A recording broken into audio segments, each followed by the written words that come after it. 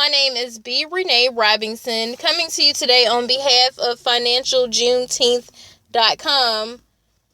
So I saw an article about a week ago about 1,000 men who were falsely accused of crimes in Alabama.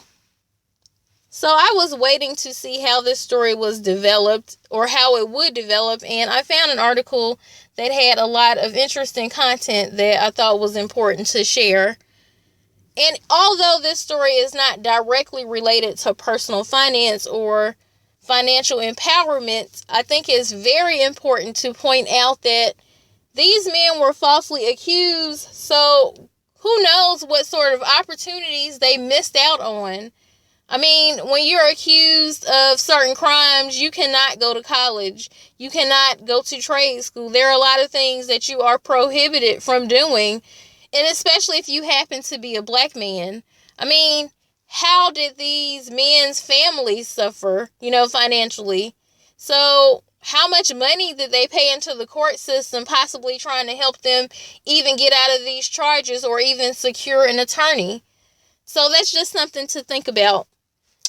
But moving into the article, so in Alabama, there were special narcotics officers that planted both drugs and weapons on black men, about 1,000.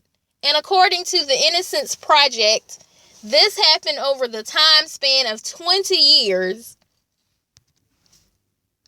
The Alabama Justice Project says that up to 12 police officers participated, and these officers belong to the Dothan Police Department. Now, this started happening back in 1996. And just for context, this did not just occur through, the beat officers that you may see as you go through the day, or they may pull you over and write you a ticket. This happened, and the officers that participated in it were from high ranking to low. So, some of the officers that participated in it were former Police Chief John White, current Police Chief Steve Parrish, and the sergeant at the time, Andy Hughes, who now happens to be the Assistant Director of the Alabama Department of Homeland Security. Ain't that a bitch?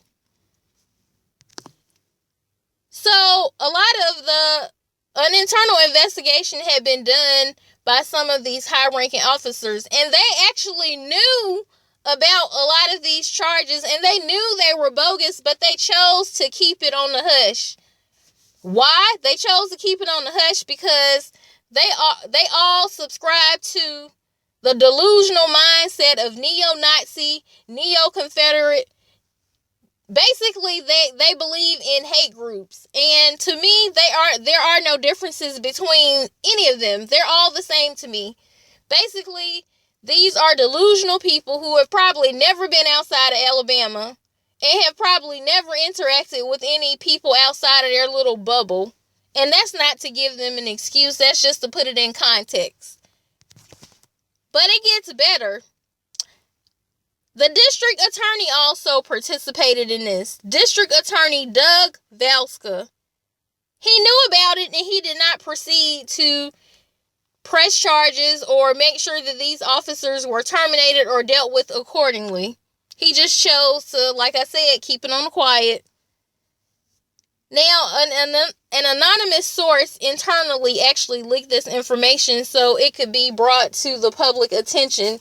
And thank goodness for that whistleblower, because otherwise, God knows how long this would have kept happening. So, much respect to the internal source who said, okay, this is not right, and I'm going to do something about it. I'm not going to just sit back and continue to watch this go on.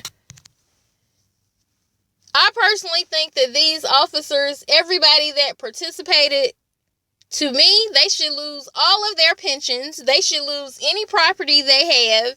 They should lose any sort of income, or whether it's passive or whether it's passive income or income that they are currently working for, future income, they should lose any and all forms of income, property, and that money should be redirected to those 1,000 men whose lives they stole. Because that's basically what they did. They stole their lives. They stole their potential livelihood. They stole their potential.